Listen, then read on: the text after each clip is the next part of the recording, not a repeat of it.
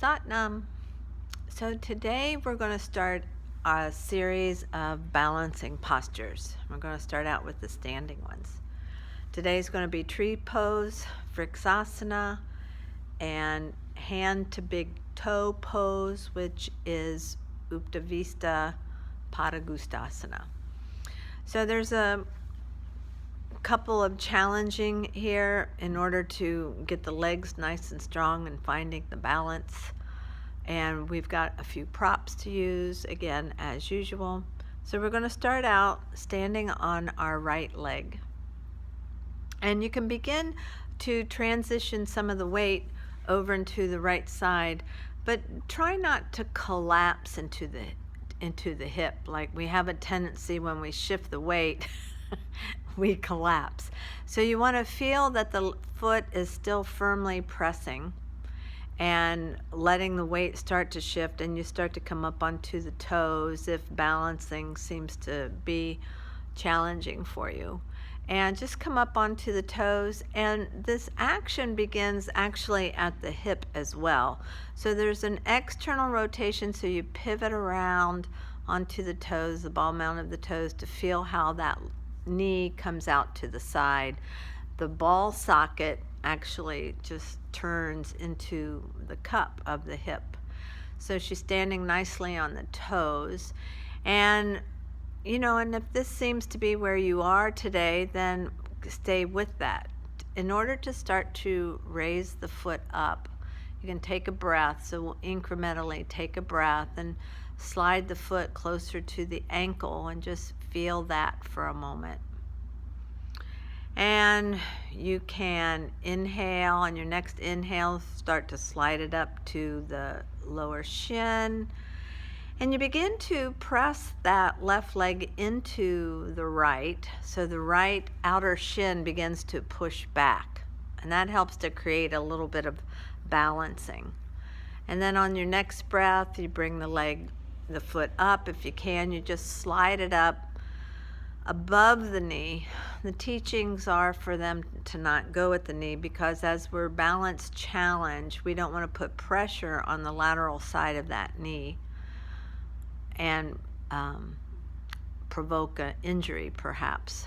Good. So she's drawn the foot all the way up, and as you see, her toes and her heel is on the leg, so that creates a balance. And then the outer thigh can press back up against the foot, so you keep creating this balance. The knees out to the side. As you see, her hips are nicely stacked. And then on your next breath, you can inhale and take the arms up overhead. Good. Reaching through the inner elbows, and the palms are energetically pressing towards one another in a great lift. Beautiful. And then we're going to inhale and bring that left knee around to center. She's actually going to use a strap on this side, so we'll give her a moment to take the strap. She can also show how a block on this side for the tree pose. So we'll use a couple of props here for a moment.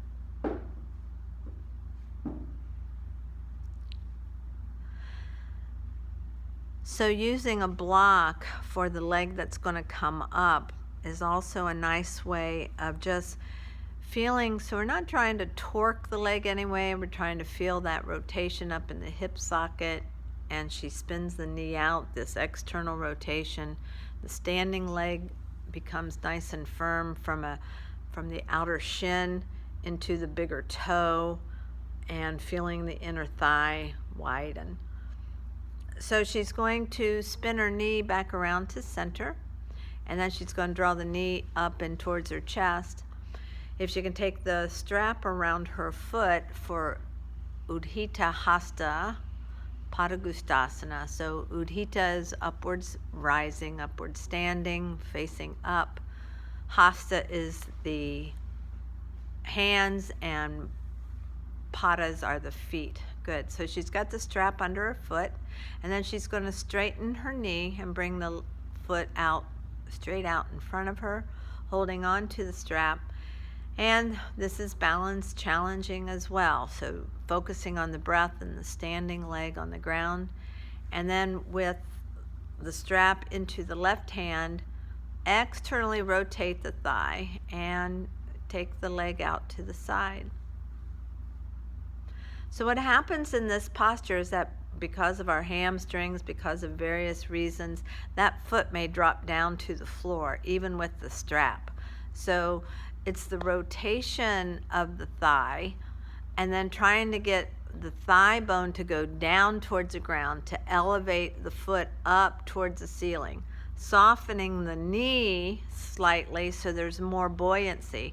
And you can even bend the knee here to bring it in, and just to get that feeling of how the knee goes up higher than the hip bone. That's it.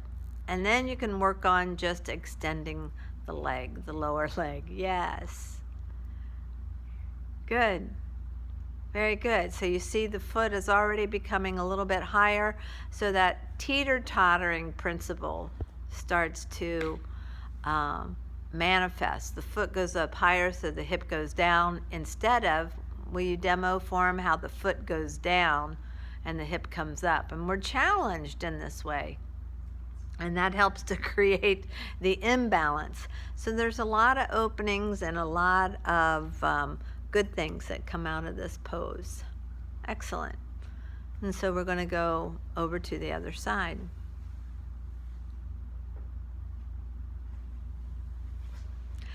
So noticing how the calf muscles actually hold the body up.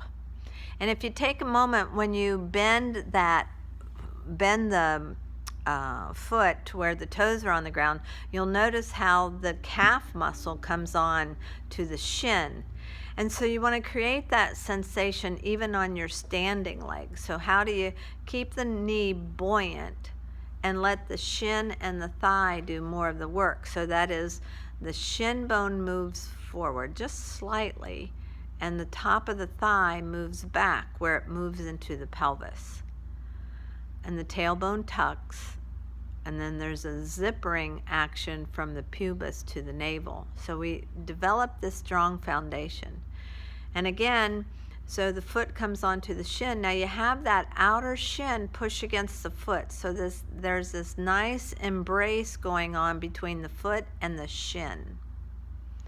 And then you take another breath and you just start to draw that foot up onto the leg.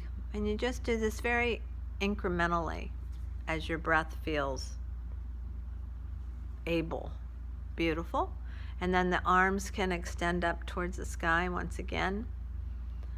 Good. Finding a little bit of play in those hips, so the hips start to move around the torso. Yes, and let the upper body just kind of sway a little bit. So you're finding that balance, staying in the breath. Good. And then on this side, we're going to show you how as the knee comes forward. So again, that's the rotation up at the hip. She's going to reach down to the inner thigh to grab her big toe. So this is the hand to the big toe, and then extend that leg forward. And it's a rotation of that ball socket of the head of the femur bone to create that externally rotation to take the leg out to the side. Excellent. So the knee's a little bit soft. We don't let the pressure go behind the knee, but more so of the thigh bone moving into down towards the hamstring. And then the calf muscle, even on the extended leg that you're holding onto, comes more onto the shin. So that invites a steady balance. Good. And then coming back and around, and then lowering the leg down. Excellent. Find those feet. Beautiful. So take a deep breath in and let the arms reach up overhead, and just feel that reach from the rib cage. Take just a couple of moments just to reach from the rib cage to feel that extension out of the rib cage into the arms, the front side of the elbow, the back side of the elbow. Good. And then the inner and outer arm. Excellent. Another deep breath in, and float the arms down. Thank you. Namaste.